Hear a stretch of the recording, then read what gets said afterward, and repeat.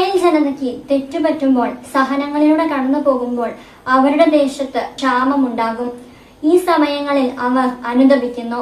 Joel പ്രവാചകന്റെ പുസ്തകം 2-ാം അധ്യായം 21-ാം വാക്യത്തിൽ ഇങ്ങനെ പറയുന്നു: ദേശമേ ഭയപ്പെടേണ്ട, ആഹ്ലാദിച്ചാനന്ദിക്കുക, കർത്താവ് വൻ കാര്യങ്ങൾ ചെയ്തിരിക്കുന്നു.